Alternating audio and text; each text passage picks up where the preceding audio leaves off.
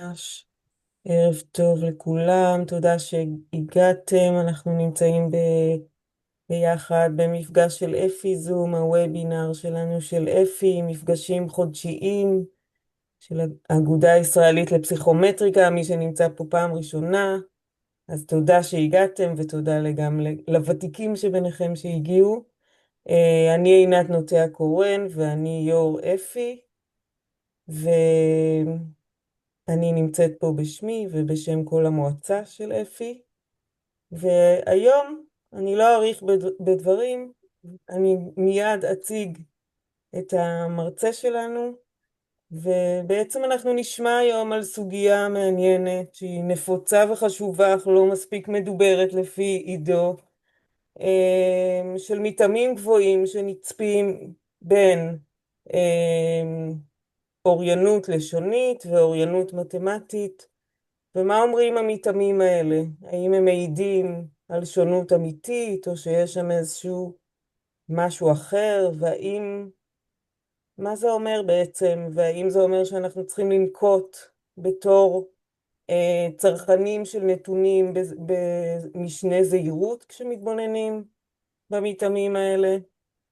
אז אלה הסוגיות שבעצם נשמע עליהן היום מעידו גל, ואני אקריא קצת על עידו. עידו גל הוא פרופסור חבר אמריטוס בחוג לשירותי אנוש אוניברסיטת חיפה, פסיכולוג קוגניטיבי יישומי עם רקע בתחום המדידה והערכה, שמתעניין וחוקר במספר תחומים, כולל פיתוח מיומנויות יסוד ולמידה בתחומי אוריינות מתמטית ואוריינות סטטיסטית, ניהול ושיפור איכות במערכות שירות ופיתוח הון אנושי והעצמה של לקוחות ועובדים. בין השאר עידו שימש כנשיא האגודה הישראלית הבינלאומית לחינוך סטטיסטי IASE, היה יו"ר ועדת המומחים של ה-OECD שפיתחה את מדד האוריינות המתמטית עבור סקר פיאק, שבוחן מיומנויות בוגרים, ומכהן כיו"ר ועדת ההיגוי של סקר פיאק בישראל מאז 2012. עידו עבד עם אונסקו על מדידת כישורי יסוד במדינות מתפתחות כחלק ממערכת האינדיקטורים לניטור יעדי פיתוח בר קיימא של האו"ם, והוא חבר במועצה הציבורית לסטטיסטיקה בישראל. אז תודה רבה עידו שהסכמת להגיע אלינו ולהציג לנו ולדון איתנו בנושא הזה במסגרת של אפי. אז תודה רבה. אמרת על המרדדת, ואני רק את המצגת שלי. כן, אפשר לראות? כן. יופי. אז שלום לכולם ותודה שבאתם, אני גם חבר אפי דרך אגב. סליחה רגע, לא שומעים טוב, עידו. עידו, משהו במיקרופון שלך אולי לא מכוון, לא שומעים, זה נשמע כזה מתכתי וקטוע. אני חושב שאתה פשוט צריך להרחיק אותו קצת מהפה, זה הכל. רק קצת קרוב מדי. תנסה לדבר. אני חושב שאני מתאים יותר טוב. לא, יותר גרוע. לא מאוד. אני מתנצל, אבל זה הדסט שאני עובד איתו כל הזמן. אני יכול לנסות למצוא הדסט אחר, אבל אני לא יודע אם זה יעבוד. שומעים אותי עכשיו? יותר טוב?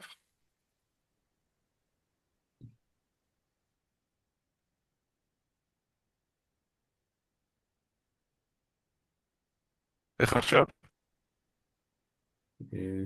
לרגע נשמע יותר טוב, אבל צריך להמשיך לדבר ונראה.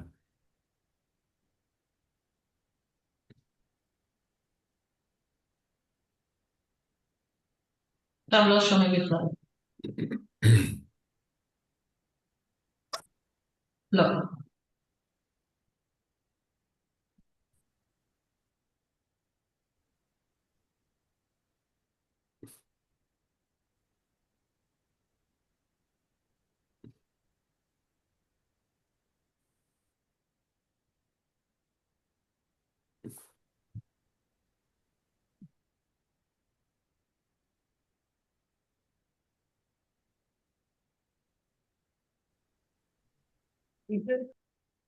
כן, שומעים טוב. כן? מצוין, שומעים עכשיו. אוקיי, אני מתנצל על ההפרעה. זה קורה לכולם. לפני שנה נתתי קינות באיזה מקום, והיו 8 דקות של בעיות עם המיקרופון שהקצו לי, זה יכול לקרות בכל מצב. אוקיי, אז בואו נתחיל. שלום לכולם, תודה שבאתם. אני הולך לדבר על סוגיה שהיא לא שגרתית, אני לא הולך להציג פרויקט שאני עושה, או מחקר שנגמר, אני הולך לדבר על בעיה מקצועית, אני חושב הכי מורכבת שאני אי פעם נתקלתי בה, ואני מתמודד איתה או מתייחס אליה או חי בסביבתה כבר מספר שנים, וכאן בקרב המשתתפים גם בזום הזה יש עוד כמה וכמה אנשים שמכירים או נגעו בבעיה הזאת, והיא הסוגיה של מתאמים גבוהים, גבוהים מאוד, אולי גבוהים מדי, בין שני מדדי ליבה בתוכניות מדידה בינלאומיות או לאומיות או במבחנים רחבי היקף, ואנחנו רוצים לדבר על הנושא הזה. אז אני רוצה להגיד כמה מילים, אני לא יודע כמה הקהל כאן מכיר או לא מכיר מבחנים רחבי היקף, אני יודע כשאני מסתכל על הפנים ועל השמות שהרבה אנשים מכירים את זה, רק כמה מילים על קצה המזלג ועל מדדי ליבה בתוכם, ובמיוחד על השאיפה שיש לנו למתאמים נמוכים בין מדדי ליבה במבחנים כאלו. ואז נציג כמה ממצאים שמדגימים את המתאמים הגבוהים בין מדדי ליבה כאלו, נדבר על מה הבעיות שנוצרות כתוצאה מזה, לפחות על קצה המזלג. ננסה להסביר מדוע נוצרים מתאמים גבוהים כאלו. יש 6 גורמים שונים שאני אמנה, ולהערכתי לא כולם מכירים את כל הגורמים, וזאת אחת הסיבות שאני נותן את הוובינר הזה, כדי קצת להציף סוגיות מרכזיות, ובסוף ננסה לסכם בקצרה את מה שנאמר ולזוז לדיון, כי המטרה שלי היא לתרום כאן לשיח רב מקצועי. לי יש כמה מחשבות, אבל הנושא שמדובר בו הוא לא נושא שיש לו פתרון אלגנטי אחד או איזשהו פתרון, אלא יש לו כמה פתרונות אפשריים, שלכל אחד יש יתרונות וחסרונות, ונדרש חיבור בין אנשים מקהילות שונות. אתם יודעים שקריאה היא פעולה קוגניטיבית אוטומטית, אני מקריא יותר לאט ממה שאתם מסוגלים לקרוא את מה שמופיע בשקפים שכתבתי, לכן אני כמובן לא אקריא כל מילה, ואנחנו לחלק מהדברים ניכנס בהמשך. אז בואו נתחיל ונכיר את הנושא ונזרום דרך דוגמאות וכולי וכולי. אז קודם כל כרקע כללי, יש מגוון רחב של מבחנים רחבי היקף או סקרי מיומנויות, יש להם כמה שמות בעולם, גם ברמה הלאומית כולם מכירים את מה שהיה פעם מבחני המיצ"ב, ועכשיו הוא מבחני תנופה. יש סקרים אחרים שהם רחבי היקף שבודקים אוריינות בריאות, אוריינות פיננסית ומיומנויות אחרות בישראל. כל מדינה בעולם יש לה, או כמעט כל מדינה, לפחות בעולם המערבי, יש לה מבחנים רחבי היקף שבודקים מיומנויות יסוד, בדרך כלל אוריינות לשונית, אוריינות מתמטית וגם דברים אחרים. למשל, ה-National Assessment of Educational Progress בארצות הברית, הנפלן באוסטרליה, כשה-L וה-N בסוף זה Literacy ו-Numeracy, ובזירה הבינלאומית מגוון של מבחנים, או תוכניות מדידה רב-שנתיות ורב-לאומיות, כמו פרלס שבודק קריאה, טימס שבודק מדעים ומתמטיקה, פיזה שבודק כמה תחומים, כולל אוריינות לשונית ואוריינות מתמטית, וגם פיאק שאליו אני מחובר יותר בשנים האחרונות.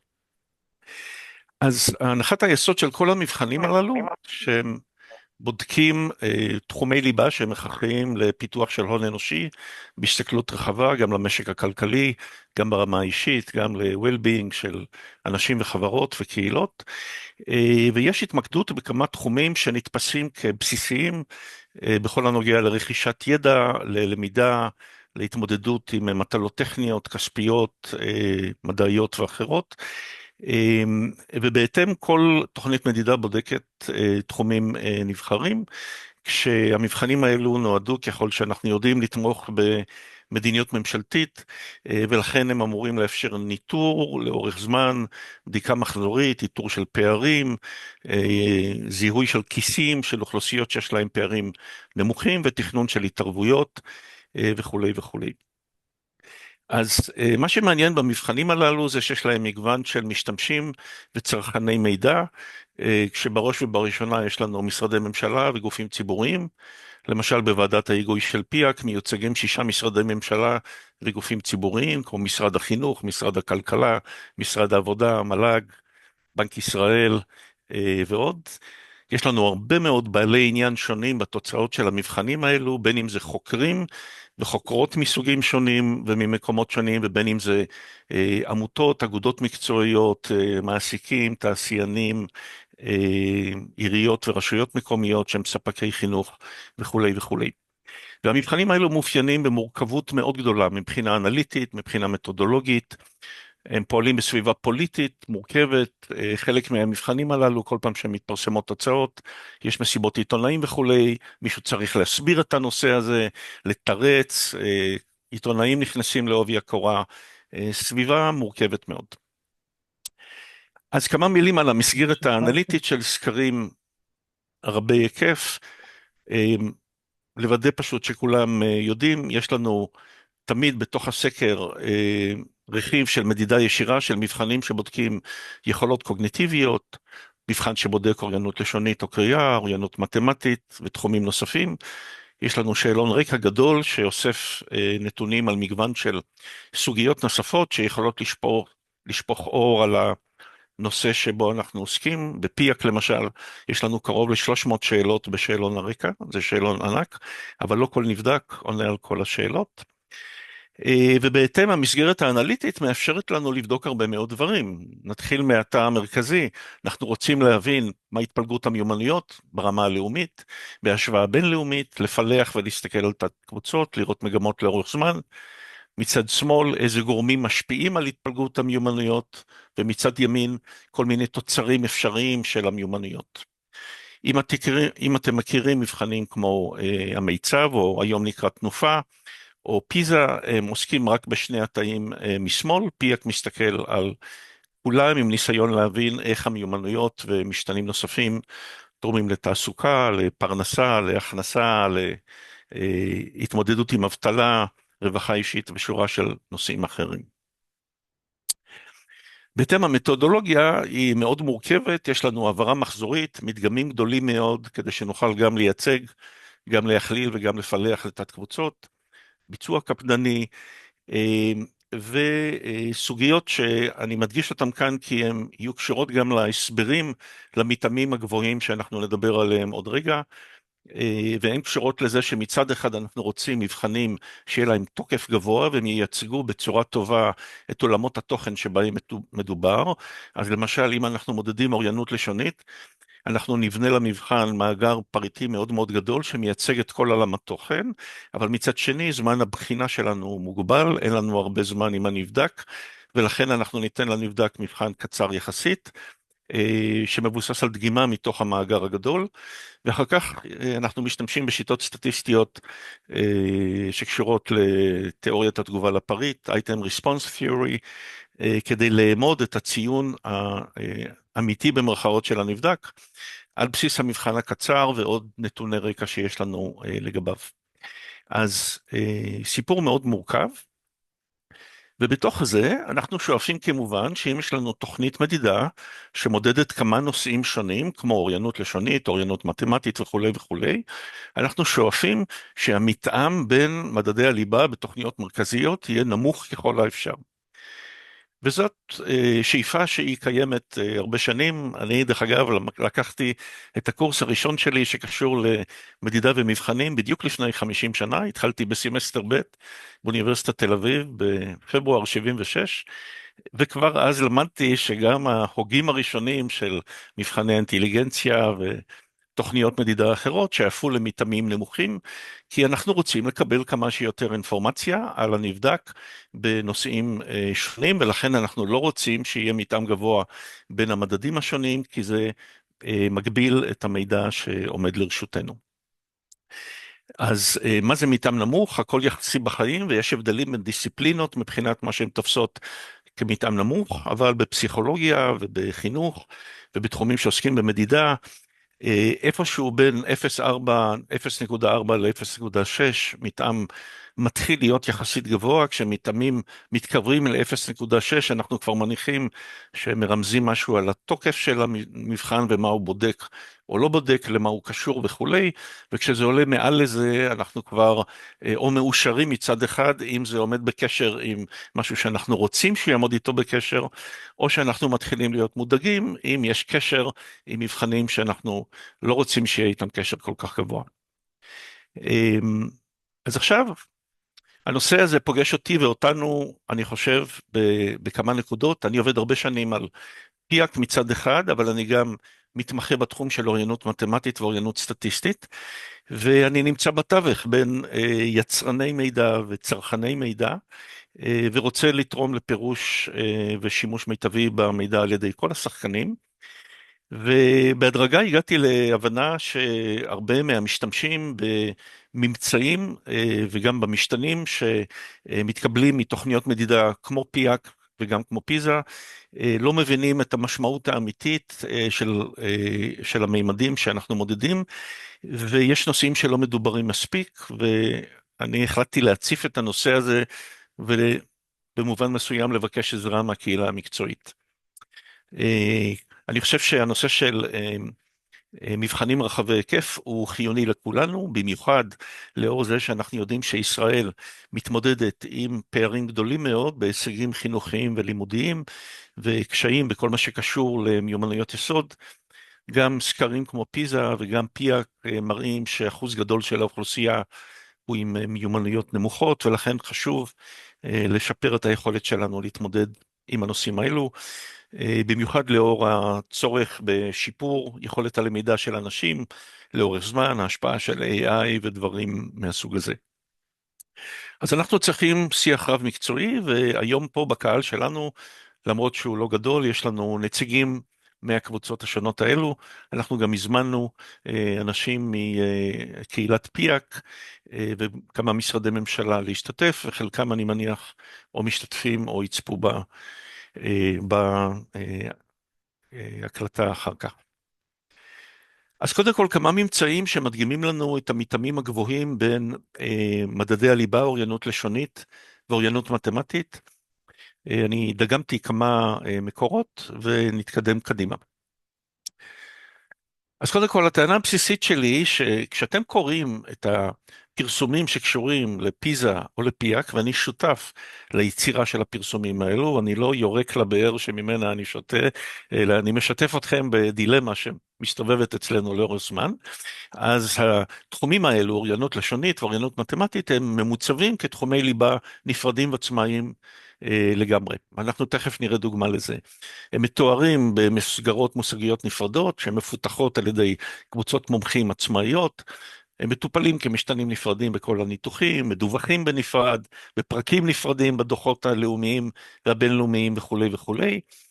אבל יש ביניהם קשרים מאוד גבוהים שבעצם ידועים מזמן אבל לא מדוברים, ואני רוצה להציג משהו מתוך פיזה בישראל, משהו מתוך פיאק ומקורות אחרים שקשורים למיומנויות בוגרים, ועוד משהו מדוח אוסטרלי מסוים.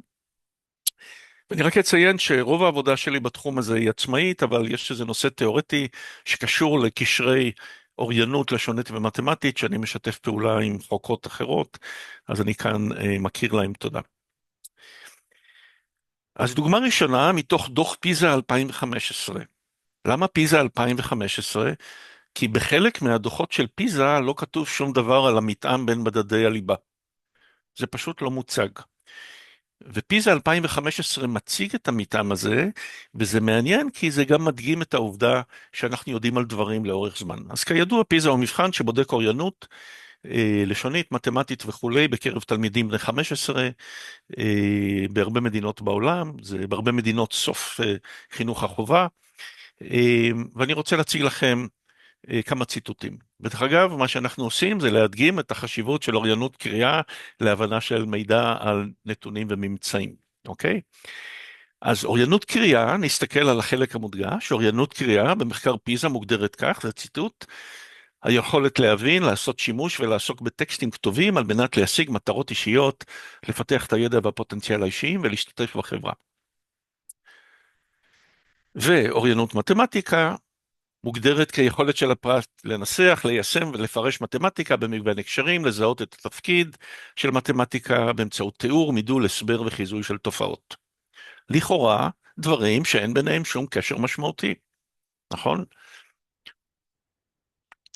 אבל אם אתם מסתכלים בדוח פיזה 2015, פורסם ב-2016, בעמוד 189, אני לא סתם מציין את העמוד, כי זה אומר משהו על הבולטות של הנושא הזה בתוך הדוח. אנחנו רואים טקסט על המתאם בין תחום חדש באותה שנה, פתרון בעיות שיתופי, לבין תחומי אוריינות אחרים, ושתי טבלאות. הנה הטבלאות האלה מוגדלות.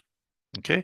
אנחנו רואים את המתאמים, ואני הקפתי בעיגול את המתאמים שחשובים לנו. כמו שאתם רואים, כל המתאמים הם גבוהים, קרובים לנקודה 8 או ומעלה, והמתאם בין אוריינות מתמטיקה ואוריינות קריאה בישראל די דומה למתאם ב-OECD, או נקודה 8, נקודה 85. זה בסביבות 65 עד 70% מהשונות המוסברת. גם כשמפצלים את זה לדוברי עברית ודוברי ערבית, אנחנו מקבלים מתאמים מאוד מאוד דומים, אוקיי? וזה על מדגמים ארציים מייצגים. דוגמה אחת. 2, פיאק. בפיאק זה מחקר שבודק מדגם ארצי מייצג של מבוגרים בגיל 16 עד 64. שני מחזורי מדידה נעשו עד כה, אחד לפני כ-10-15 שנה, ישראל השתתפה ב-2016, ובמחזור השני, סליחה, חלי פה בלבול קטן, אני מתנצל, מחזור הראשון ישראל השתתפה ב-2016, ומחזור השני השתתפה ב-22-23, והדוח פורסם ב-24. אז בפיאק מחזור אחד, המתאמים בין שני תחומי האוריינות שדיברנו עליהם היו מעל נקודה 80, בפיאק מחזור 2 הם היו נקודה 88, שזה מתאם גבוה ביותר, קרוב למעל 70-75% שונות מוסברת. ויש גם מחקרים נוספים שבדקו את הנושא הזה, אני מצטט כאן רק 2, אבל יש עוד. מחקר של לכנר בגרמניה השתמש בשני סוגים או שני מערכים של כלי מדידה על מדגם ארצי של מבוגרים, ומצא מדגם זהה בשניהם, מתאם זהה בשניהם בין שני תחומי האוריינות של נקודה 87, מחקר ברומניה עם כלי מדידה חדש של יונסקו, נקודה 73, זה כלי מאוד מאוד קצר עם 5 ו10 פריטים. אז עדיין מתאמים מאוד מאוד גבוהים. להראות לכם איך המתאמים האלה מדווחים בפיאק במחזור הראשון, שוב עמוק בתוך הדוח, טבלה שמראה את המתאמים במדינות השונות, שורה לכל מדינה, בין נקודה 82 לנקודה 90, בפיאק מחזור 2, לפני כשנה וחצי, כבר יותר בקדמת הדוח, מוצג גרף שמראה את המתאם הממוצע, בין ליטרסי ונומרסי בכל אחת מדינות המשתתפות, ומציגים את המתאמים האלו על גרף אחד, ושוב המתאם הכולל בכל מה שאנחנו רואים הוא נקודה 88. ואחרון חביב, באוסטרליה, דוח לפני כ-12 שנה, שוב, מבוסס על מחזור ראשון של פיאק, דוח מעניין כי מציג הרבה מידע כלכלי, בודק את הקשר בין אוריינות לשונית ומתמטית, דוח של ממשלתי, ומציג את דיאגרמת הפיזור, שמבוססת על כל הנבדקים, שהיו 7,000 נבדקים באוסטרליה, עם הרבה מאוד איקסים קטנים, כולנו למדנו דברים כאלה כשלמדנו סטטיסטיקה, ואנחנו רואים את הקשר המאוד גבוה בין שני המשתנים, ואת זה שאין לנו כמעט outliers, אין אנשים שהם גבוהים במדד אחד או נמוכים במדד שני, יש קרבה מאוד גבוהה בין הציונים שמקבלים בשני המדדים. אוקיי? אז מה המסקנה?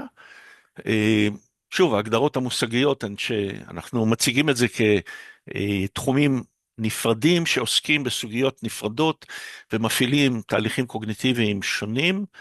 אבל המתאמים ביניהם הם מאוד מאוד גבוהים. יש לנו ממצאים מוצקים מכמה תוכניות מדידה, בכמה גילאים, בכמה מדינות, עם כמה דרכים לחשב את המתאם. זה לא ארטיפקט סטטיסטי, זו תופעה אמיתית, שיש לה גם הסברים סטטיסטיים, אבל לא רק. אוקיי? זאת המציאות שאיתה אנחנו צריכים להתמודד, ומכאן עוברות כל מיני שאלות. כשהראשונה שבהם היא, מה אכפת לנו, מה הבעיה אם יש לנו מתאמים גבוהים אה, בין תחומי ליבה, ואחר כך יש שאלות נוספות, ואני רוצה כרגע להתייחס בקצרה לנושא של סטטיסטיקה, ואחרי זה נדבר על הרלוונטיות של זה למחקר ולמדיניות.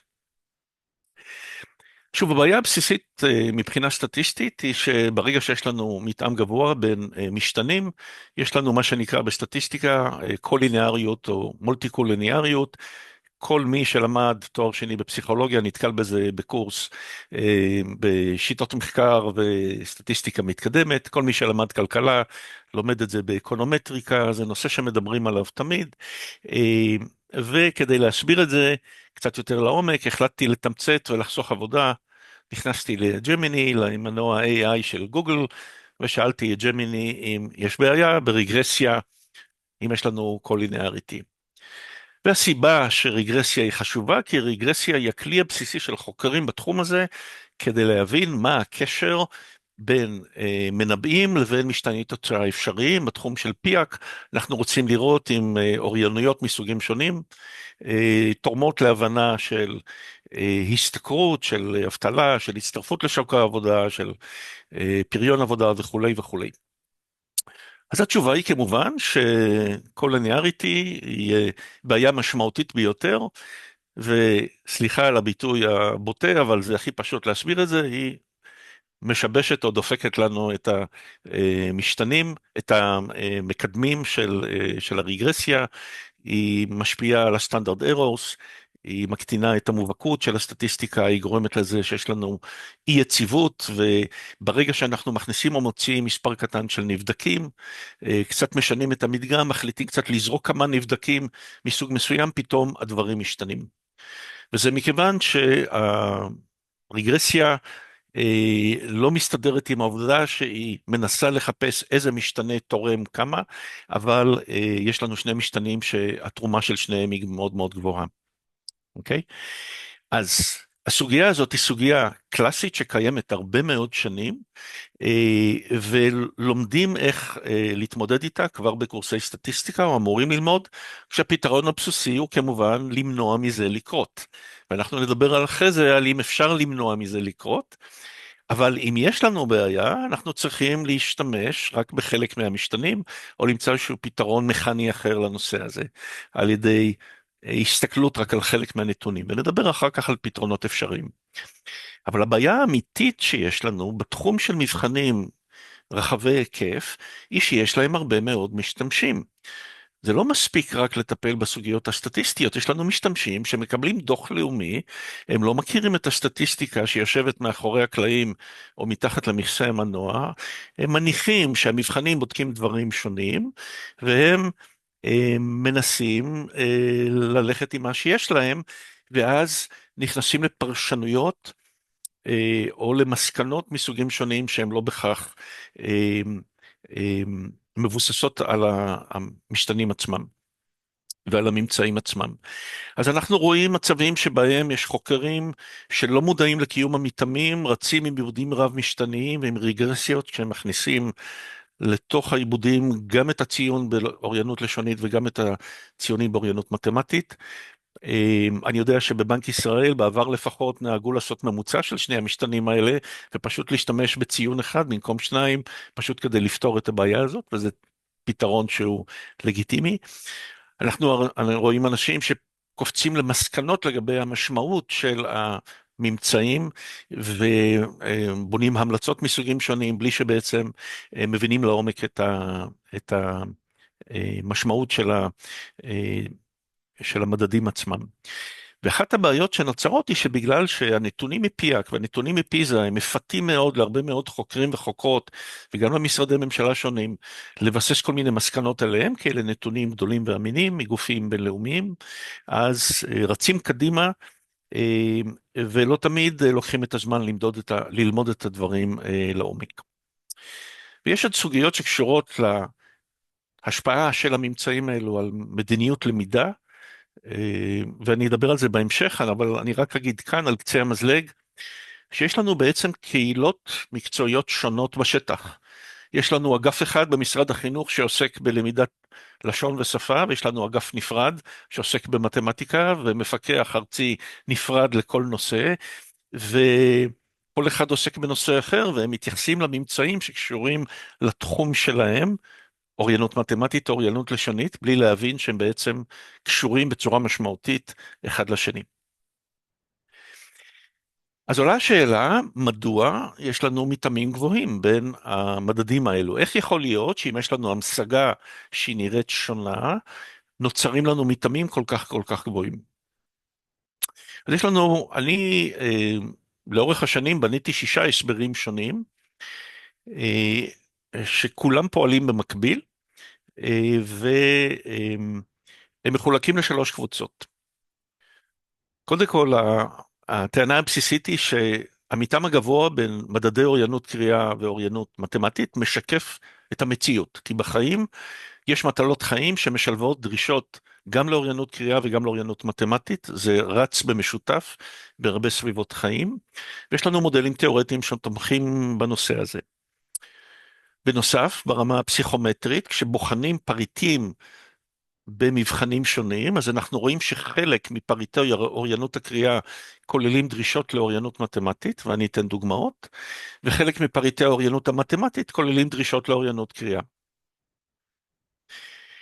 אז זה מגדיל את המתאם, ובנוסף יש לנו סוגיות יותר פסיכומטריות או סטטיסטיות שקשורות לאופן שבו המשתנים מחושבים, והשפעה של כל מיני משתנים אחרים.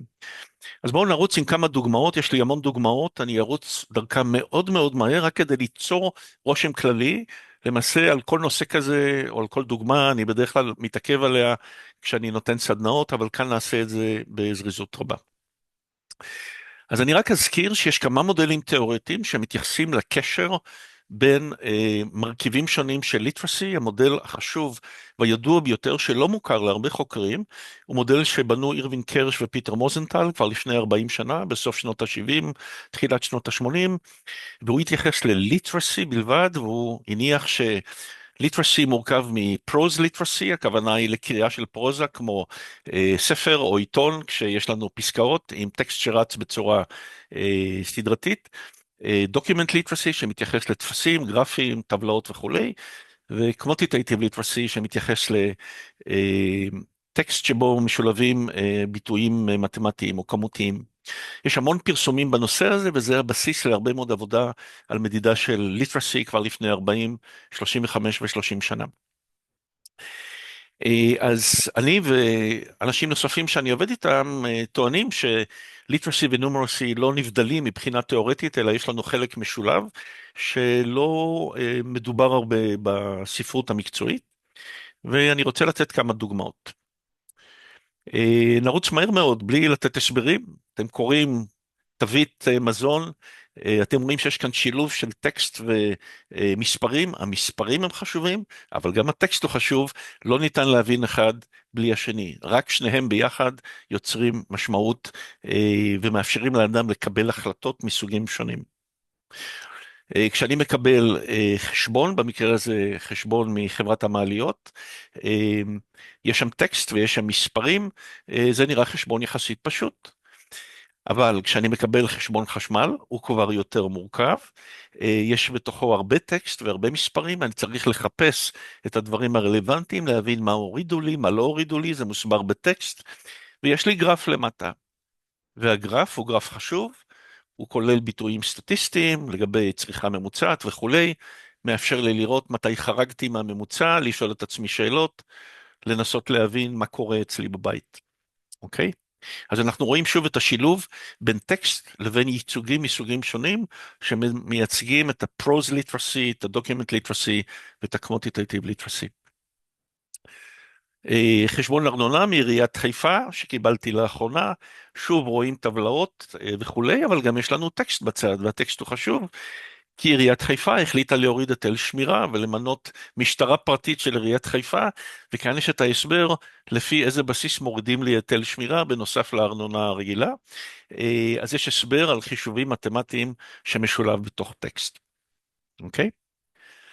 עיתון ידיעות אחרונות, מהבוקר, אוקיי? עמוד ראשון, כולל פרסום של בנק לאומי על תוצאות של סקר של בנק ישראל, ומציג את התוצאות של סקר שהוא תהליך סטטיסטי, עם דירוגים מסוגים שונים, מבוסס על מדדים, שוב טקסט ומידע כמותי, אבל בהמשך אותו עיתון, גרף של בנק אחר, שטוען שהוא הכי טוב במדינה, בהסתמך על ייצוגים גרפיים מסוגים אחרים, אז שוב האדם צריך להתמודד עם טיעונים שונים, שמועברים בשילוב של טקסט וייצוגים מספריים.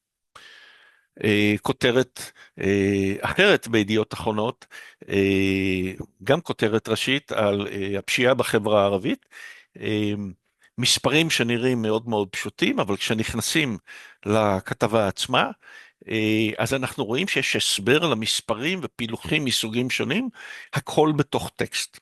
אז בלי לקרוא את הטקסט, אי אפשר להבין את המספרים, והמספרים עצמם הם חשובים, אבל למה הם חשובים, מה הרקע להם וכולי, הכל מוסבר בטקסט עצמו. ישראל היום, גם כתבה ראשית מהבוקר, תוצאות של סקר על תורים ענקיים לשירותי רפואה בדרום, מאמר מורכב, שילוב של טקסטים, גרפים, טבלאות וכל מיני דברים אחרים.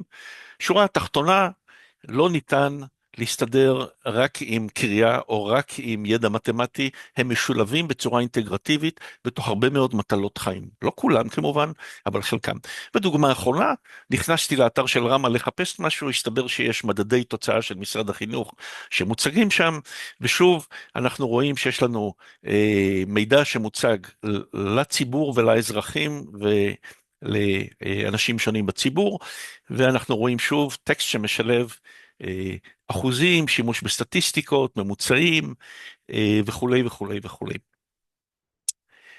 אז ההסבר הראשון הוא, כפי שאמרתי, שמטלות חיים שונות משלבות דרישות לאוריינות קריאה ואוריינות מתמטית בצורה בלתי נפרדת, ולכן זה תורם לכך שאם אנחנו רוצים לייצג את המטלות האלו במטלות שניתנות במבחנים, אנחנו נאלצים לייצג את המציאות הזאת במבחנים עצמם. ואז יש לנו שני מצבים. מצד אחד יש לנו פריטי אוריינות קריאה במבחנים שונים, שכוללים גם דרישות לאוריינות מתמטית, ומצד שני יש לנו פריטי אוריינות מתמטית שכוללים דרישה לאוריינות קריאה. אז בואו נדגים כל אחד מהם בזריזות רבה מאוד.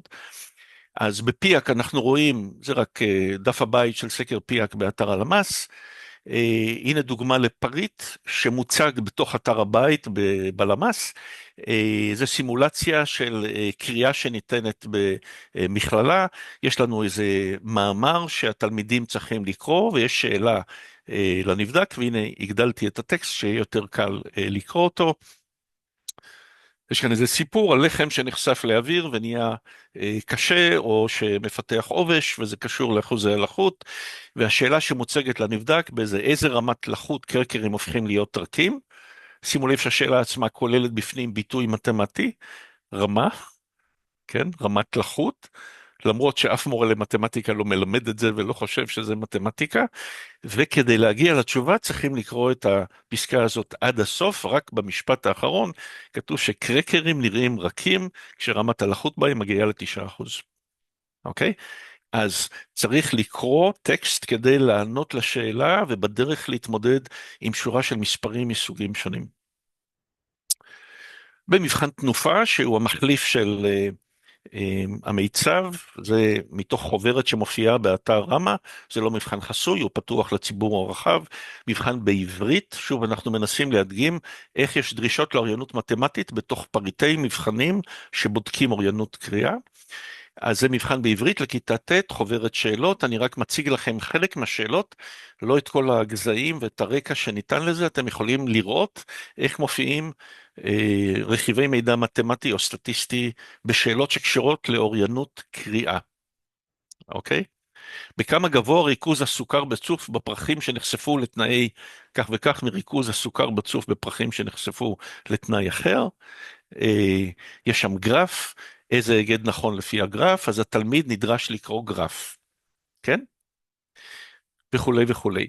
עכשיו, האם זה בעיה? לא, זה לא בעיה, כי לפי המודל התיאורטי שמגדיר מהי אוריינות, אם אנחנו מתייחסים ל-Document Literacy כחלק מאוריינות קריאה, אז זה לגיטימי לחלוטין לתת שאלות מהסוג הזה.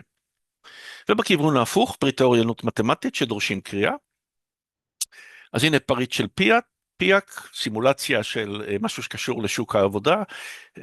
אני צריך לצפות קיר באיזושהי תערובת טיח, יש לי כאן מידע על טיח, השאלה היא כמה קילוגרמים של תערובת טיח נדרשים לקיר מסוים, אבל המידע שמסביר את המידע המתמטי מופיע בטקסט, אוקיי? אז אני צריך לקרוא את הטקסט ולהבין אותו.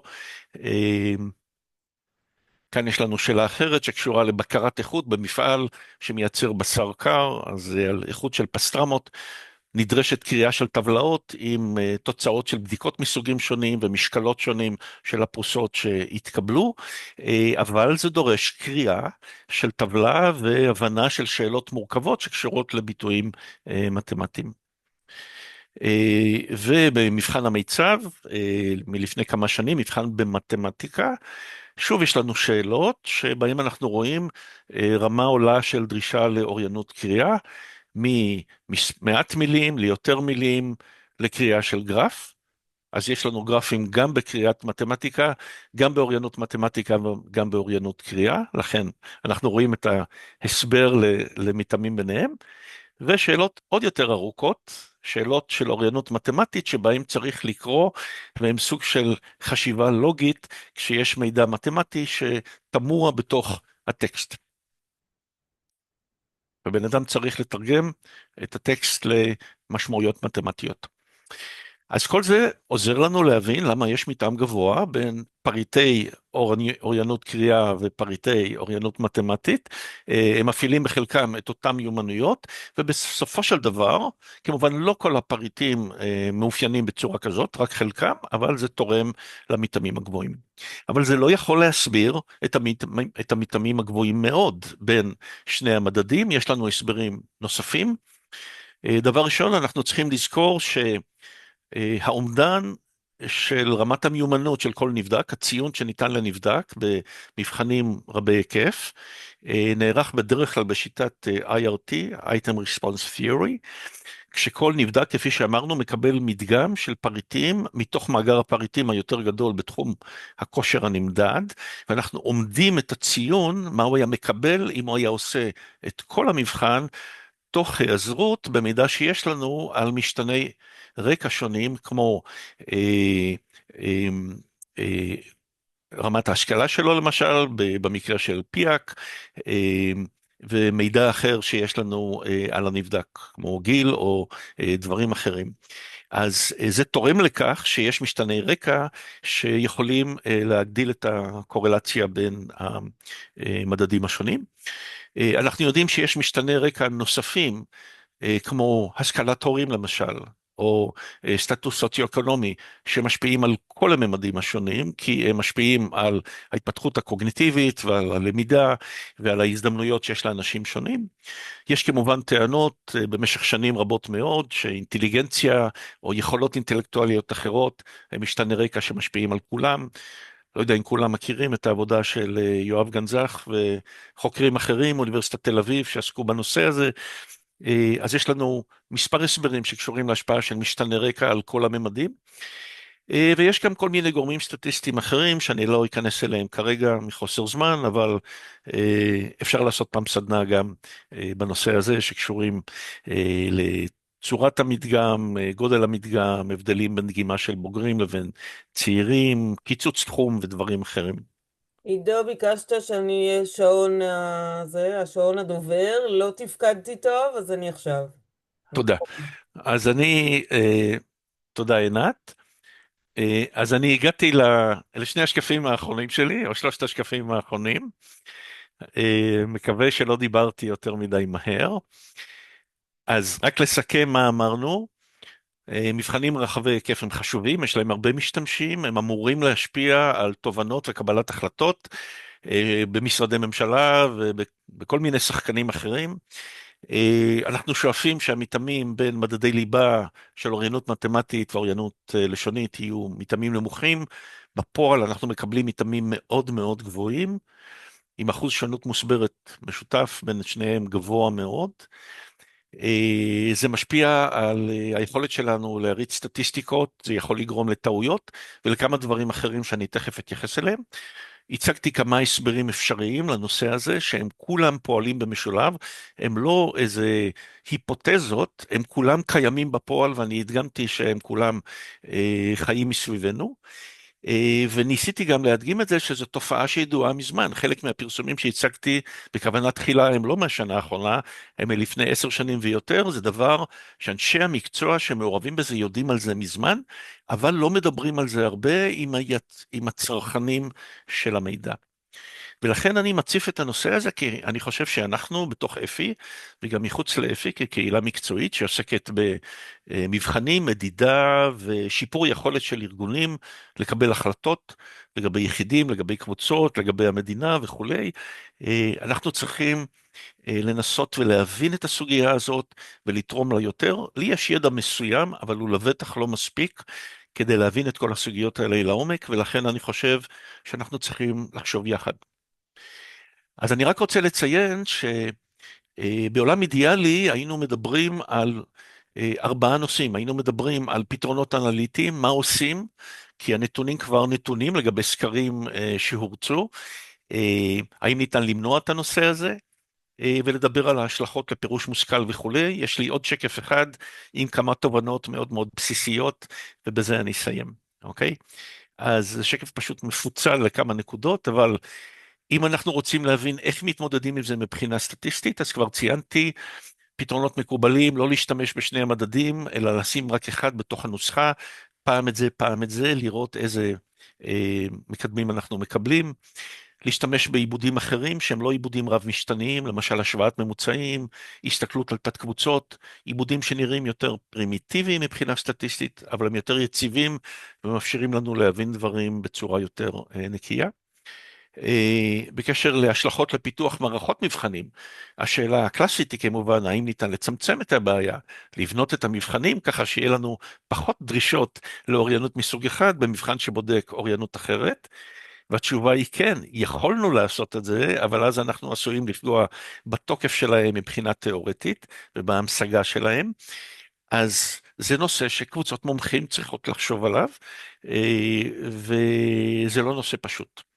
כי יש לנו לכאן ולכאן, תיאורטית, כאמור, ניתן לצמצם במידה מסוימת את הבעיה, אבל חלקה נובע מסיבות פסיכומטריות או סטטיסטיות, ולא מסיבות שקשורות רק למבנה של הפריטים עצמם. ודבר אחרון, אני אציין, כאן נדלג לרגע על זה, זה השקף האחרון, חשוב לחשוב איך אנחנו כקבוצה מסייעים למשתמשים מכל מיני סוגים להבין נכון את התוצאות של הדוחות שאנחנו מפרסמים. ברגע שאנחנו משחררים דוח, אנחנו בעצם לא יודעים מה אנשים עושים איתו ואיך הם משתמשים בו. ואני מזכיר שוב שבשטח יש לנו הפרדת כוחות. אם אנחנו מסתכלים ספציפית על הנושא של אוריינות לשונית ואוריינות מתמטית, אז יש לנו מורים שמלמדים לשון, ויש לנו מורים שמלמדים מתמטיקה. יש לנו מפקחים מסוגים שונים, יש לנו מערכות מדידה שונות, יש לנו רכזי מקצוע מסוגים שונים. הפתרונות מבחינת התערבות ממשלתית בשיפור רמת המיומנות של אנשים שונים, בסופו של דבר מבוצעים דרך מערכות שונות, וכל מערכת חושבת שהמדד שהיא מקבלת מייצג את היכולת בתחום מסוים, כשבעצם זה מושפע גם מדברים שהם לא מודעים להם כל כך. ויש איזשהו נקודה עיוורת מאוד מאוד גדולה לאנשים שעוסקים בחינוך מתמטי מצד אחד וחינוך לשוני מצד אחר, לגבי החשיבות של הנושא הנוסף בתוך הדומיין שבו הם עוסקים. אז אני חושב שיש לנו הרבה על מה לחשוב, אני מקווה שהצגתי חומר למחשבה, אני מתנצל על הריצה דרך כמה שקפים, המטרה היא להדגים שיש הרבה מאוד חומר עשיר בנושא הזה, זאת בעיה משמעותית ואני חושב שצריך לתת אליה תשומת לב ניכרת, ואני מקווה שנוכל להתחיל לחשוב על זה כאן ואולי בהזדמנויות אחרות. אז תודה ואני אעצור כאן.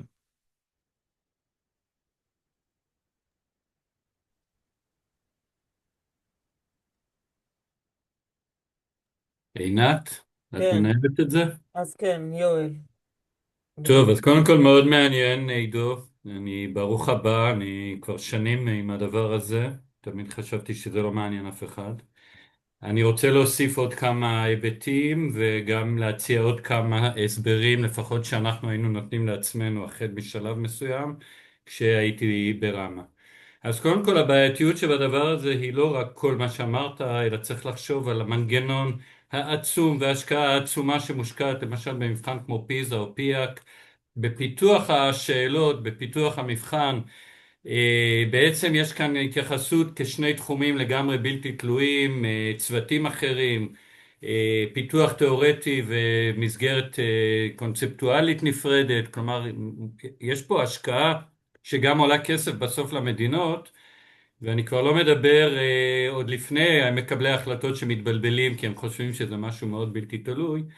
תחשבו על התלמידים שצריכים לשבת שעתיים במבחן כמו פיזה, ובעצם בוחנים משהו שמאוד מאוד דומה. כלומר, יכול להיות שאם היו מאחדים את הכל לתחום אחד, שכמו שזה נראה לפחות בישראל, עם מתאמים שקוראים ל-0.9, אז היו חוסכים גם הרבה אי נוחות וטרחה לנבחנים עצמם. אז יש פה עוד הרבה בעיות שבעצם הן כאילו שקופות לנו, אבל מעצם זה שקיים מתאם כזה, יש כאן בעיה מאוד רצינית. בעיות מחקריות, למשל כשאני עסקתי במחקר הזה של ההתייחסות לסטם, אמרתי אני אקח מדד שהוא מייצג את ההפרש שבין המילולי לכמותי, או במקרה של פיזה בין האוריינות קריאה לאוריינות מתמטית, כמין ביטוי של משהו שמנבא מי ילך אחר כך למקצועות סטם. וכשיש מתאמים כל כך גבוהים, מאוד קשה למצוא אנשים שיש להם בכלל, כמעט ואין שונות כבר בין המדד הזה, בין אנשים, מפני שמי שטוב במקצוע אחד או בתחום אוריינות אחד, הוא גם בדרך כלל טוב בתחום אוריינות שני. אז הדבר שאני, בהתחלה אנחנו כולנו היינו שבויים בקונספט שיש פה שלושה תחומים בפיזה, אוריינות מתמטית, אוריינות קריאה ואוריינות מדעים. ולקח לנו הרבה זמן בעצם עד שירד האסימון, אני זוכר שכשזה קרה זה דווקא היה בשלבים יותר מאוחרים בהתעסקות עם זה, להבין שהמתאמים האלה יותר מדי גבוהים. ולא רק זה, גם בין מדינות, המצב של ישראל במתמטיקה תמיד היה דומה לזה שבקריאה ולזה שבמדעים. אחר כך מצאנו איזה מקום אחד שזה לא היה בדיוק ככה, אבל בדרך כלל זה תמיד היה ככה. ואז באו התחומים האורחים של פיזה, פתרון בעיות ופתרון בעיות שיתופי ב-2015, פתרון בעיות ב-2012, פתרון בעיות שיתופי ב-2015, ואחר כך אוריינות גלובלית, כלומר אוריינות שמתייחסת לכל מיני נושאים של גלובליזציה ואקלים וכו'. וכל הזמן ישראל אותו דבר, זה לא משנה מה אתה מודד בפיזה, אתה מגלה שישראל פחות או יותר באותו מקום, באותו ציון, והמדינות החזקות הן חזקות גם בזה וגם בזה וגם בזה. ואנחנו היינו בטוחים שפתרון בעיות ישראל, שבה, מה לעשות, האנשים פה עם ההישרדות של החיים שלנו הם יהיו טובים בפתרון בעיות, לא, אז הם היו אותו דבר, ובעצם הרגשנו שלא משנה מה ימדדו בפיזה, תמיד יהיה אותו הדבר. ואני חושב שבשלב מסוים אני שידכתי בין שני נושאים שעניינו אותי כחוקר, זה היה הנושא של מוטיבציה של התלמידים. אנשים באים לבחינה הזאת בלי מוטיבציה גבוהה במיוחד להצליח בה, הם לא מקבלים ציון, גם המורים שלהם לא מקבלים ציון וגם המנהלים לא מקבלים ציון, והיחידים שמקבלים ציון זה ברמת המדינה. ויש להניח שאם מישהו בא עם קצת יותר מוטיבציה אז הוא ישקיע באותה מידה בכל התחומים שהוא יכול. דיברת על הזיהום סלש הגדרה תיאורטית שיש הרבה חפיפה שנובעת מהמשקל של ההיבט של הקריאה בכל שלושת התחומים. אז ילד שרוצה להשקיע יותר, אז הוא ישקיע יותר כנראה בהכל, ומי שבא לו להשקיע פחות, או לא בא לו להשקיע, במילים אחרות, לא בא לו להשקיע, במיוחד בפיאק, אנחנו יודעים מזה שאנשים באים אליהם הביתה פתאום, דופקים בדלת טוק טוק, בוא תיבחן בבקשה באיזה מבחן, עכשיו מה לי ולזה עכשיו, מה אתה רוצה ממני? אז סביר להניח שאנשים שזה לא בא להם בקלות, אז הם גם לא יבוא להם בקלות ולא יתחשק להם להשקיע. עכשיו זה ההיבט של המוטיבציה שאני מאמין שהוא מאוד מאוד מאוד תורם לסיפור, במיוחד, רגע, יואל, גם לאור העובדה שכמו שאמרתי, גם בתחומים אורחים שבאמת היית מצפה למשהו אחר. ראינו נגיד בעבודת צוות שבאה לידי ביטוי בפתרון בעיות שיתופי, ראינו את זה. הדבר הנוסף הוא שיש איזשהו, אנחנו מדברים פה על מדגמים שמקיפים את כל האוכלוסייה. זאת אומרת, מהחלשים ביותר, בבתי ספר החלשים ביותר, ועד החזקים ביותר, כי זה המהות של מחקר פיזה או פיאק. לעומת זאת, בבגרות אנחנו יודעים שרק 50 או 60% מהתלמידים ניגשים אליה. בפסיכומטרי רק 30 או 40%, תלוי איך סופרים. ובדרך כלל זה יהיה החלק היותר הומוגני של האוכלוסייה בחלק העליון, כלומר, אז זה כבר, וכשאתה עושה מבחן בקרב אוכלוסייה שהיא מאוד הטרוגנית, אז יש יותר סיכוי למצוא מתאמים יותר גבוהים, ואני חושב שיש עניין של תלמידות, גם אם לא היה מוטיבציה, גם אם כולם היו באים עם מוטיבציה הכי גבוהה, כי הם הולכים לקבל על זה ציון, וזה ייכנס לתעודה, מה שמרתיע תלמידים בדרך כלל, עדיין, אני חושב שתלמיד טוב הוא תלמיד טוב הוא תלמיד טוב ברוב המקרים. הוא רוצה לשתף פעולה עם הבית ספר, עם מה שאומרים לו, עם הדימוי העצמי שלו. יש את הנושא של חוללות עצמית, שאני לא יודע אם חני והלנה נמצאות פה, בטח יכולים להסביר יותר ממני מה זה חוללות עצמית וכו' וכו'. אז אני יודע שבפסיכומטרי המתאמים הם הרבה יותר נמוכים, הם יותר סבירים, יותר סביב הנקודה 6. אני חושב שבבגרויות גם, אם אני זוכר נכון, כשהתעסקתי עם זה, זה יהיה יותר בלתי תלוי, כלומר עם מתאמים פחות גבוהים, ושם זה באמת יותר מבודד, בודקים במתמטיקה את מה שמלמדים במתמטיקה. הפיזה נולדה מראש במין קונספט כזה שבו נבדוק יכולת שהיא קצת מעל התוכנית הלימודים, ומעל לסילבוס כזה או אחר. אז לא צריך יותר מדי להתפלא. אני לא זוכר, עינת, אולי את זוכרת לגבי האינטליגנציות? מה ראינו בוודקוק ג'ונסון, כשפיתחנו את הוודקוק ג'ונסון? לא, אבל במיצב זה גם, אם זכור לי נכון, זה סביב ה-0.6, לא יותר מזה. רגע, יואל, אני רוצה לקפוץ פנימה, בבקשה, כי אני אני סיימתי. רוצה גם... זה הגוש שלי לחשיבה פה. אוקיי, אז תודה רבה על כל הנקודות. אני בהחלט מסכים עם סוגיות שקשורות למוטיבציה, לחוללות עצמית וכולי. הנושא של מדגמים גבוהים לעומת קיצוצי תחום זה משהו שהזכרתי אותו באיזושהי נקודה, לא רציתי להרחיב לגביו מחוסר זמן, אבל הוא הנקודה השישית מתוך השש שמניתי, הוא בהחלט חשוב. אני רק אציין כי אני רוצה להשאיר פה מקום לחברים וחברות אחרים להתבטא, ואני רואה שריטה הרימה יד ושדה, שהנושא של הקשר בין התחומים, אוריינות מתמטית ואוריינות לשונית, הוא משהו שמדיר שינה גם מעיני OECD. לפני כ6 שבועות הייתה ישיבה של מועצת המדינות שאחראיות על פיאק, נציגים של כל המדינות, 30 וכמה מדינות, ועלה שם לדיון השאלה האם ירצו ליצור מדד אחד מאוחד במקום 2 נפרדים, וברמה הראשונית התגובה הייתה שמקבלי החלטות כל כך רגילים לראות בנפרד אוריינות כזאת ואוריינות כזאת, ויש כל כך הרבה קהילות נפרדות שמצפות לקבל או את זה, שהם לא יסתדרו עם איזשהו מדד משולב, הם לא יבינו מה זה אומר. אז יש עוד הרבה מקום לחשיבה, אבל זה נושא מאוד מאוד מורכב, גם מבחינה של פוליטיקה של יצירת מבחנים ומה המשתמשים רגילים לראות, וצורך להסביר לפוליטיקאים ופוליטיקאיות כל מיני דברים שהם לא בהכרח מתעמקים בהם. נושא עשיר ורחב, בואו נגיד בעדינות. כן. נכון. אז ריטה, בבקשה, אני גם רוצה אחרי זה בסוף להגיד משהו, אבל קודם ריטה ואחרי זה שדה. אז אני רוצה להגיד לך, עידו, שאני כל כך שמחה שהצפת את הבעיה, לא רק במובן הפסיכומטרי, אלא במובן של ההשלכות של אי המודעות, או בעצם ההכחשה של הקשר הזה. ואני מדברת מהצד של מדינה קולטת מהגרים, עולים ומהגרי עבודה. נלחמתי קשות בשנות ה-90 בבתי הספר, שהחליטו שעולים יכולים להיכנס ללימודי מתמטיקה, לעברית לא, אבל ללימודי המתמטיקה הרי זה לא משהו לשוני. כל כך נלחמתי על זה, והייתה לי הוכחה פשוטה. כששכנעתי את מנהלת בית הספר לאפשר לעולים לדבר ולקרוא את הבעיות ברוסית, פתאום עלו הציונים במתמטיקה. היא הייתה המומה שבסוף השנה היה לה שיפור במתמטיקה. במילים אחרות,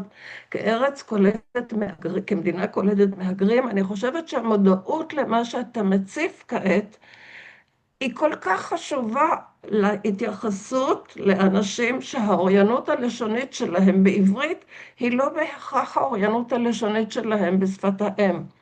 ולכן, כשמכריחים אותם לעשות את המבחנים בעברית, המתאם יוצא שגם במתמטיקה הם לא יודעים. תודה רבה לך. כן. אז ריטה, תודה רבה. אני שוב אגיב מאוד בקצרה. רק אציין שהנושא של למידת מתמטיקה בשפה שאינה שפת האם הוא נושא שנחקר רבות בהמון מדינות בעולם. יש אוכלוסיות שנמצאות בסיטואציה כזאת. ושמערכת החינוך מתכחשת לזה. בוודאי. וגם בקרב לומדים מבוגרים שלומדים תחת המטריה של האגף לחינוך מבוגרים או במטריות בהקשרים אחרים.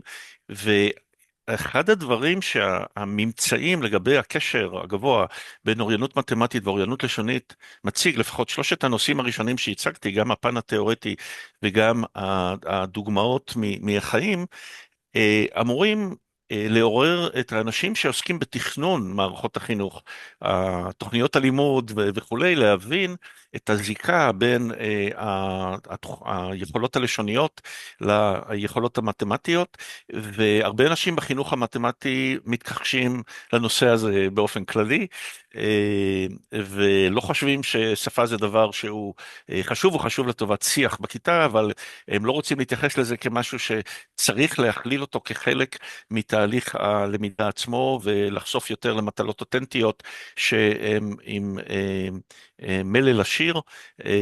גם כשהתוצאות הראשונות של פיזה התפרסמו, הנה דוגמה להשלכות של מבחנים, משרד החינוך לא לקח את זה לכיוון של איך לפתח את היכולות של תלמידים להבין את המלל שמופיע בתוך הבעיות שפיזה מציג, אלא ניסו פשוט לתרגל תלמידים בבעיות דמויות פיזה, והיו סדנאות קיץ למורים איך להמציא פריטים שקשורים לנושא הזה, אבל התכחשו לקשר בין היכולת הלשונית ליכולת המתמטית. אז זה נושא מורכב שהוא חורג מעבר לנושא של מבחנים, וקשור כבר לתפיסות של אנשים בתחומי דעת שונים, לגבי המבנה של תחום הדעת הזה, ואיך ניתן לפתח את היכולות בתחום הזה.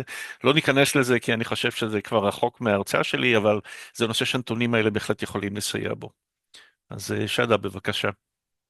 תודה רבה על ההרצאה, היא מאוד מעניינת. עלתה לי כזה שאלה או התלבטות לגבי המקום הזה של לחשוב על שתי יכולות אלו כנפרדות, יש את ההבדל בין הצורך המחקרי לבין מה שקורה בשטח. אני גם במקצועי פסיכולוגית וגם הרבה פעמים מאבחנת ילדים, ואני רואה שהרבה פעמים יש כאילו כל מיני דברים שהם יכולים לשבת ביחד, והשאלה שלמשל הדוגמאות שהעלית על השאלות, נכון שהן לא מאפשרות את ההפרדה בין יכולת של חשבון, יכולת מתמטית לבין יכולת המילולית, אבל עדיין זה מה שקורה בשטח, זה מה שהם צריכים להתמודד איתו, זה גם מה שקורה בחיים האמיתיים, כפי שהצגת בכתבי עת, בעיתון וכדומה. ואז ההתלבטות והשאלה שהייתה, שהאם קודם כל ליישום בשטח יש את החשיבות של ההפרדה הזאת, והאם אנחנו ניצבים במקום כמו למשל הרבה פעמים היינו קוראים בכל מיני הנחות לפני שאנחנו עושים ניתוחים סטטיסטיים כמו התפלגות נורמלית, ואנחנו יודעים שהרבה תופעות היום הן לא מתפלגות נורמלית, ואז האם באמת ההנחה הזאת היא נכונה, אני מתלבטת לגבי זה. כן. אז תודה על ההערה הזאת או המחשבה הזאת. יש עמימות רבה לגבי הקשר, הזיקה בין היכולות הלשוניות והיכולות מתמטיות, אבל בואו נזכור, היכולות הלשוניות חשובות לא רק לגבי אוריינות מתמטית, כמו שהצגתי בהתחלה למשל, יש גם מתאמים גבוהים, וגם יואל התייחס לזה בין אוריינות לשונית לבין כל מיני תחומי דעת אחרים. והשאלה היא מה משפיע על הרכישה של היכולות הלשוניות ושל היכולות אחרות, באיזה מידה מוטיבציה, ריכוז, נכונות להשקיע, התמדה, כל המשתנים הרכים, מה שקוראים social-emotional skills, איך הם מפותחים ואיך הם משפיעים, לא רק על ההישגים במבחנים, אלא על מה שהמבחנים מייצגים. אז אני חושב שהשאלה שלך מדגימה את זה, שאנחנו צריכים להמשיך לחשוב כקהילה על מה אנחנו מודדים ואיך מודדים את זה, ומה הדברים שצריך למדוד בתוכניות מדידה רבות היקף כאלו. עכשיו, עם יד על הלב, כן מנסים להתייחס למכלול של דברים. אם מסתכלים על הנושאים שנמדדים גם בפיזה וגם בפיה, כזה שם בשאלון הרקע סולמות נוספים שמתייחסים למוטיבציה ולתפיסה עצמית וכולי וכולי, הם בהחלט קיימים. אבל הרבה חוקרים או לא מסתכלים על זה, או לא מבינים לעומק את הנושאים האלו, או שהם כן מבינים, אבל הם לא בכך מסתכלים על זה בצורה שמאפשרת לשפוך אור על מכלול הדברים, כשאנחנו לוקחים בחשבון שיש לנו מתאם גבוה מאוד בין חלק מהמשתנים. אז יש כאן אתגרים שהם גם מחקריים מצד אחד, והם גם קונספטואליים מצד שני, ואני מקווה שאני תורם במשהו לחשיבה בנושא הזה, ושנוכל להמשיך לדון בזה. ואני בטוח שיש כאן אנשים נוספים שיש להם רקע ואולי יוכלו לתרום בסוגיות הללו. אני רוצה גם להגיד משהו, אני רואה גם שיניב מצביע. א', בקשר להתכחשות או ההכחשה של אנשי חינוך למיניהם, הרבה שנים ישבתי בוועדות היגוי של מתמטיקה ושל שפה במה שקשור במבחני המיצ"ב, ודווקא אני חייבת להגיד שהייתה מודעות מאוד גדולה למקום של שפה בתוך המתמטיקה, ועל היות זה שהשפה במתמטיקה היא מאוד רזה יחסית, אז דווקא צריך מאוד לשלוט היטב בהבנת הנקרא כדי להבין שאלות מילוליות במתמטיקה, וגם בשפה היה מדובר על כך שזה מיומנות רוחבית, ואיך להכניס, איך מורי שפה צריכים לבוא לידי ביטוי במקצועות אחרים שהם לא רק שפה, והיו כל מיני תוכניות על הדברים האלה, אני לא יודעת מה נעשה בפועל, אבל כן המובילים של תחומי הדעת דיברו על הדברים האלה, והיו בהחלט כן מודעים לזה. דבר נוסף, שכשמסתכלים על כל הדוגמאות האלה שהבאת, אז מה שעולה מאוד חזק זה שהמשותף בין אותם פריטים שמייצרים את המתאם הגבוה כל כך, זה החלק הזה של האוריינות, זה החלק הזה שהופך אותם לכאלה עם חפיפה. עכשיו, יכול להיות גם בתוך מבחן הפיזה, אילו היו מבודדים את אותן שאלות, הבנת הנקרא שלא כוללות אוריינות סטטיסטית או מתמטית, ועושים איתם מתאם עם החלק של האוריינות המתמטית, סביר כלומר, אולי המתאם היה יורד, זה אותן שאלות, אותו פורמט של שאלה, שכולל את ההיבט המשולב הזה, של אוריינות מילולית עם אוריינות מתמטית, אז בעצם יוצא ששני המבחנים בודקים את אותו דבר. אז אם היו... כי זה חלק מהאותנטיות גם, שניסו לצבוע בו את מבחן פיזה, שזה מה שגם יפה בו, ואנחנו כל כך אהבנו את זה. כן, אבל אז...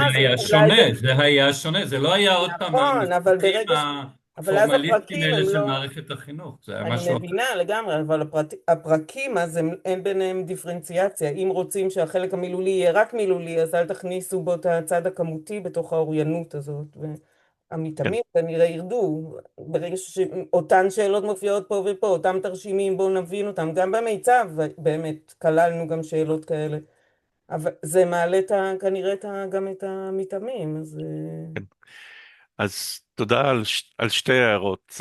עינת, לגבי זה שחלק ממקבלי ההחלטות או אנשי המקצוע הבכירים כן מתייחסים לסוגיות האלו, אני שמח מאוד לשמוע את זה, אני לא מסתובב שם רבות, אז יכול להיות שהרושם שנוצר אצלי הוא חלקי או מוטה, ואני שמח לתקן את תמונת העולם שלי, אבל לי יש גם מפגשים אחרים שמראים שהעסק הוא מורכב.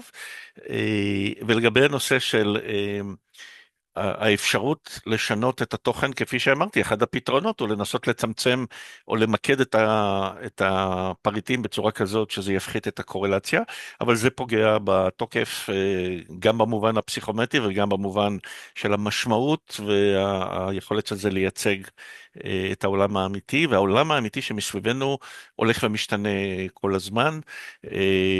למשל, כשיותר אנשים צורכים מידע דרך רשתות חברתיות ובצורה אודיטורית, מקשיבים לפודקאסטים, שומעים דברים בטיק טוק וכולי צורכים, יש סקרים שמראים שמרבית האנשים הצעירים היום צורכים את עיקר החדשות שלהם דרך רשתות חברתיות ולא דרך ערוצים מסורתיים, אז כל הנושא אז כשאנחנו מדברים על שפה זה לא רק קריאה, כשאנחנו מדברים על קריאה זה הבדל בין אוריינות לשונית לאוריינות קריאה, זה לא רק קריאה, אלא זה יכולת להבין את השפה בין אם היא שפה דבורה או מוצגת בכל אמצעי שהוא, ולמעשה המורכבות הקוגניטיבית של הבנת שפה שהיא דבורה, כמו בשידור טלוויזיה, היא עוד הרבה יותר גבוהה.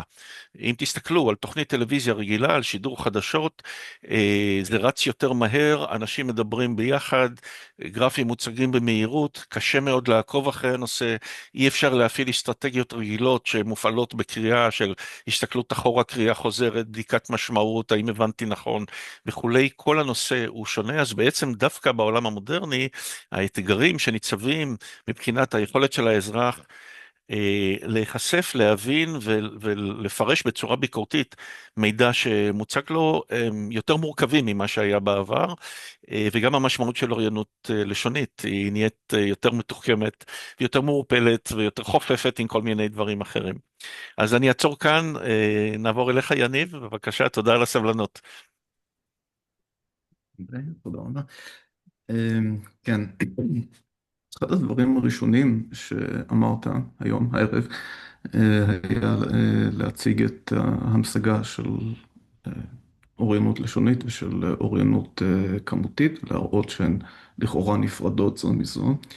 אחד הדברים האחרונים שאמרת הערב היה ככה בהערת אגב שיש מי שגם חושבים שיש משתני רקע, למשל אינטליגנציה וכולי.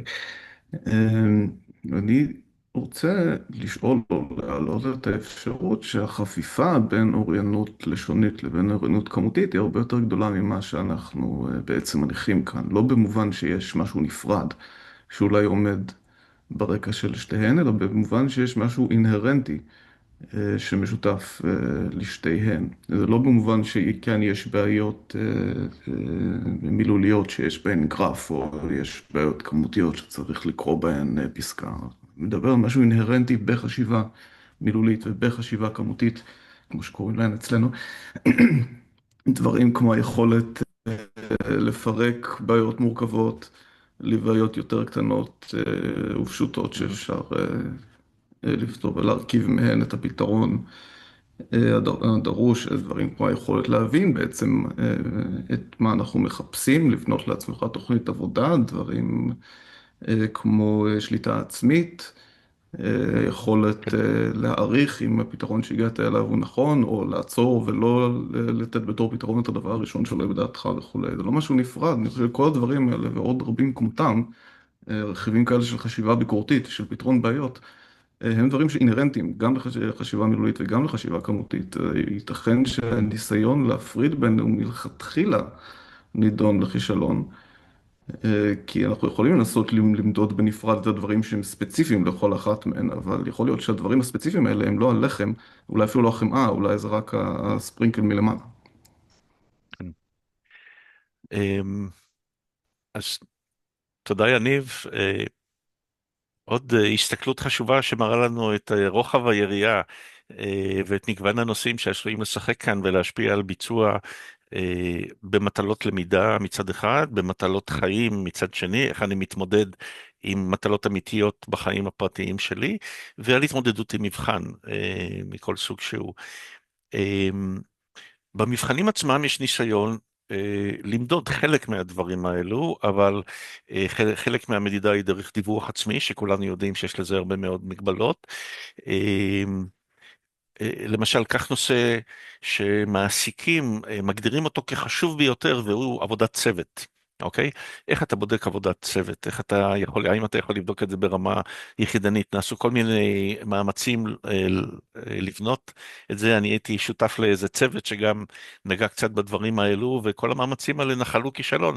בסוף הגיעו למצב שבדקו עבודת צוות דרך דיווח עצמי, ושמטו את המשתנה הזה לחלוטין, כי הגיעו למסקנה שהתוצאות של המדידה הן לא מספיק טובות.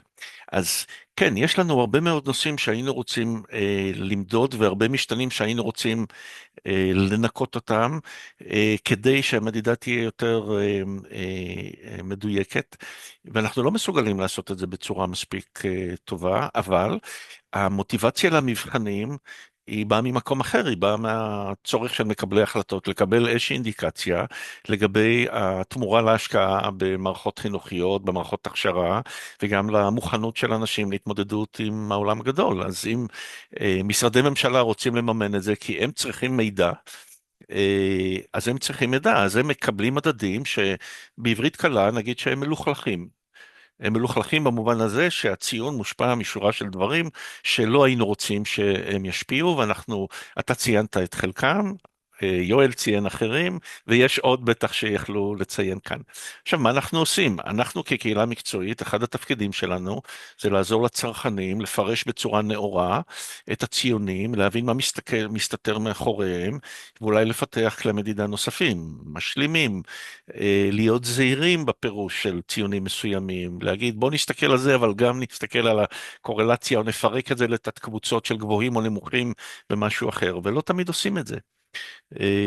הצגות הנתונים לפעמים הם פשטניות יותר. אז אני מקווה שניקח את ההערות האלה כרעיונות שיאפשרו לנו בהמשך לשאול שאלות לגבי למשל איך מקבלי החלטות, כן? בין אם זה רכז או רכזת מקצוע בבית ספר, מפקח או מפקחת, מפתחי תוכניות לימודים ואנשים אחרים, איך הם משתמשים בתוצאות של מבחנים מכל סוג שהוא, ומה הם מבינים לגבי הדברים האלו. אני יכול לציין שלפני 12 שנה, בערך עשיתי בהזמנת רמה מחקר יחד עם חני שילטון, על מה מנהלי בתי ספר מבינים מתוצאות המיצ"ב. יואל, אתה זוכר את זה? אתה היית שם כשהצגנו את התוצאות. הלכנו וראיינו 20 מנהלים ומנהלות של בתי ספר, והצגנו להם את תוצאות המיצ"ב של עצמם, של הבית ספר שלהם. ושאלנו שאלות לגבי זה, וגם איך הם משתמשים בזה. ובואו נגיד בעדינות שיצאו תוצאות מאוד מעניינות, כן? אני לא ארחיב מעבר לזה, כי זה לא מחקר שפורסם, אבל הנושא הוא מאוד מאוד מורכב, וחלקו לא קשור לזה שהם אידיוטים ולא מבינים, אלא יש להם תפיסות לגבי מבחנים, או הם מסתכלים רק על דברים מסוימים, או יש להם אידיאולוגיה ניהולית שקשורה לזה שמבחנים הם לא בכך הדבר שלפיו הם הולכים להחליט החלטות, או כל מיני דברים אחרים. אז יש כר נרחב לבדיקות שהן הולכות מעבר לפיתוח של כלי מדידה, אלא איך הכלים האלה משפיעים, איך משתמשים בהם, מתי משתמשים בהם, ומה ניתן לעשות כדי להגיע אל מקבלי החלטות שהם אנשים עסוקים, שהם אנשים לבונים, שיש להם הסתכלות רחבה על כל מיני דברים וכל מיני מערכות לחצים. עולם חדש אמיץ. עולם חדש אמיץ. אני אעצור כאן.